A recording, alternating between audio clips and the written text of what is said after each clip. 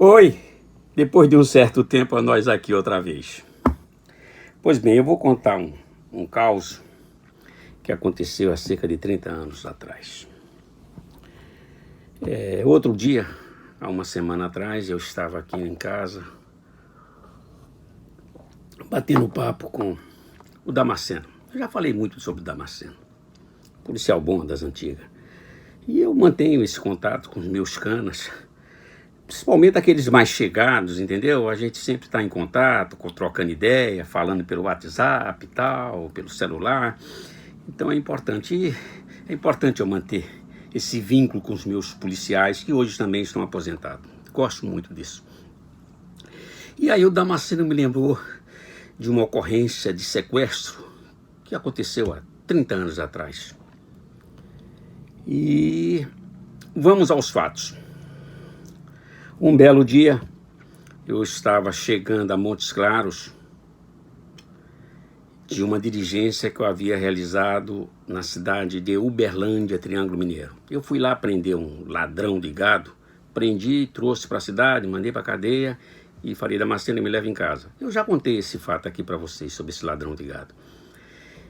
E adentrei, fui tomar meu banho, estava cansado, a viagem é longa, porque de Montes Claros a Uberlândia é chão, entendeu? E eu fiquei lá uns 4, 5 dias. Aí tomei meu banho, sexta-feira, isso era uma sexta-feira à noite, tomei meu banho. Aí quando eu saí do banho, a minha esposa falou para mim: amor, tem uma viatura aí de Belo Horizonte com os policiais querendo falar contigo. Aí eu falei: avisa lá pro pessoal para aguardar um minutinho enquanto eu vou me trocar. Eu me troquei e saí no portão, quando eu dou de cara com quem? Com Zé Maria Cachimbinho. Esse mesmo, Zé Maria Cachimbinho, um ícone da Polícia Civil Mineira. Inspetor de polícia, competentíssimo, um cara que se tornou meu irmão ao longo dos anos. Fizemos alguns trabalhos, na verdade eu auxiliei eles em alguns trabalhos quando eles iam para o interior. Aí Zé Maria está lá e me apresentou o delegado que estava comandando a missão, Valdomiro Pascoal. Pense no gente boa, polícia pra caramba. Mas eu não conhecia o Valdomiro, conheci naquele dia e depois ele se tornou meu irmão. O cara, porreta, apresentou o Valdomiro Pascoal. Eu falei: tudo bem, irmão, em que posso servi-lo? Ele falou: nós estamos aqui com um trabalho de investigação de um sequestro que aconteceu lá em Porteirinha. E já faz 89 dias. Estamos iniciando tudo do zero. Estamos começando do zero, doutor, e precisamos do seu auxílio. Vou abrir aqui um parênteses para falar sobre esse sequestro dos 89 dias para trás. Vou falar dos 89 dias para trás. Pois bem, no dia 29 de novembro do ano de 1990, na cidade de Porteirinha, ocorreu o sequestro de um garoto de 13 anos de idade, chamado Ludovino. Esse sequestro, que depois tomou uma repercussão nacional, o regional de Montes Claros, doutor Arnaldo Romano, colocou os delegados dele à disposição lá de Porteirinha, que Porteirinha pertencia à regional de Janaúba, mas o colega lá, regional de Janaúba, falou para o Arnaldo Romano: olha, doutor, esse caso não está sob o nosso comando, não. Está sob o comando das investigações da polícia lá da capital. Aí nós ficamos na nossa, né? E o pessoal da capital iniciou os trabalhos. Eu sei que no decorrer desses 89 dias, criou-se muita celeuma, um problema sério entre a polícia civil e a família, no caso, o Ludovino pai, né? Que chegou à hipótese de levantar que ele estaria envolvido nesse sequestro, que ele havia fantasiado o sequestro da criança, havia escondido para poder levantar uma grana junto ao banco, e essa grana foi de uma importância muito grande para poder liberar daquele plano Collor, aquela falcatrua, né? aquele calote que o Fernando Collor de Mello deu na nação brasileira. Então, para poder liberar essa grana, o pai havia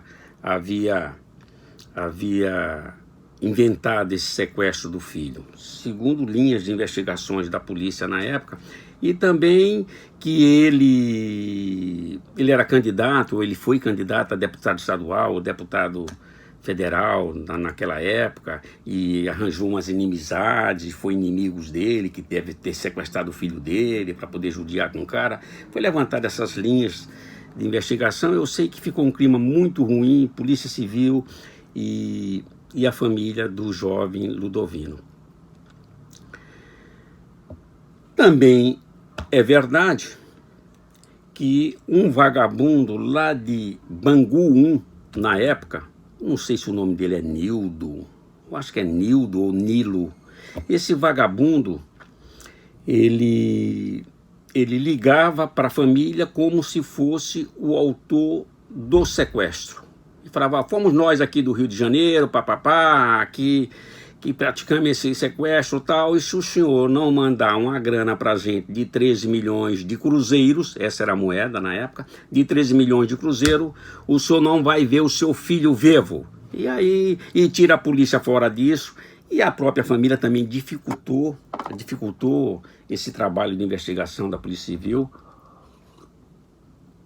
Dificultou e muito, porque a polícia não sabia disso, eles faziam isso, tinha lá uma pessoa lá da família, tá certo? Por sinal, que não tinha muita competência para estar lidando com isso, tá certo? Uma pessoa que respondia pela polícia. Eu sei, eu posso falar de cadeira que esse cidadão, eu acho que hoje ele já não é mais vivo, mas a verdade é essa, ele não tinha competência para estar num caso desse tão importante à frente. Um advogado tem que ter um pouco de competência, tá certo? Para lidar com um caso de sequestro, não é bem assim.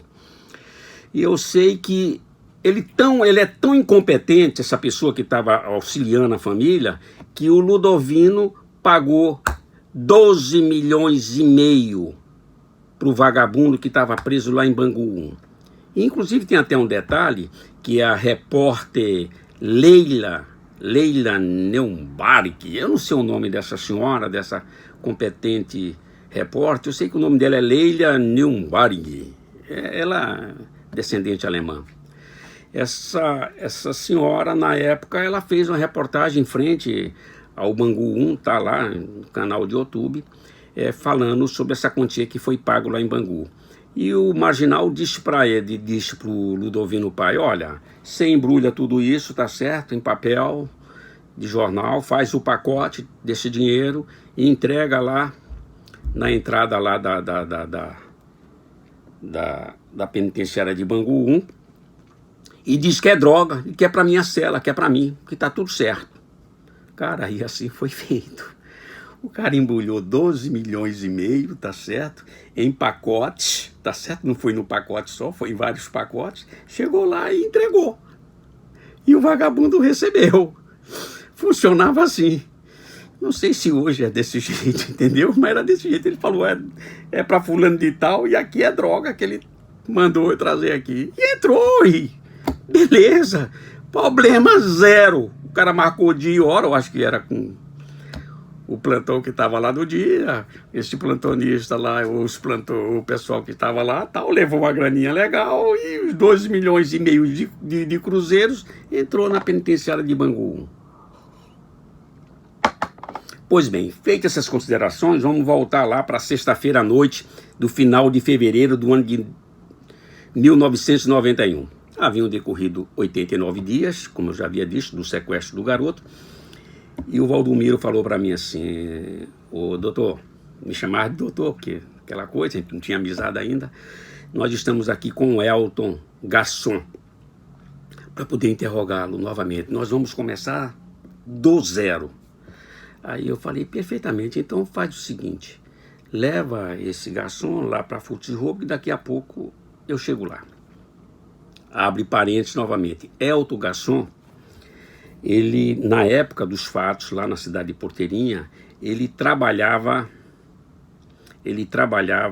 em um restaurante, o Elton Gasson. E o Elton Gasson havia feito amizade com o jovem Ludovino.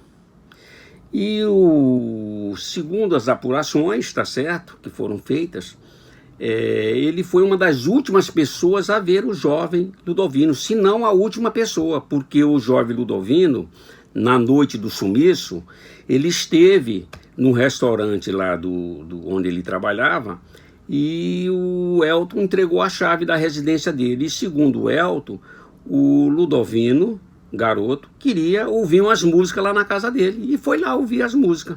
E quando ele chegou na casa dele, o Ludovino não estava mais em casa, na casa dele. Ele teve contato num restaurante, o menino foi para a casa dele ouvir umas músicas, disse que queria ouvir umas músicas lá, tal. Ele entregou a chave. Quando ele chegou lá na casa dele, a porta estava lá, estava coisada, tal, estava aberta com a chave na porta, e o garoto tinha ido embora. Essa era a versão. Aí eu falei, então leva lá para Furtos e Roubos, que daqui a pouco eu estou chegando, irmão. E assim foi feito.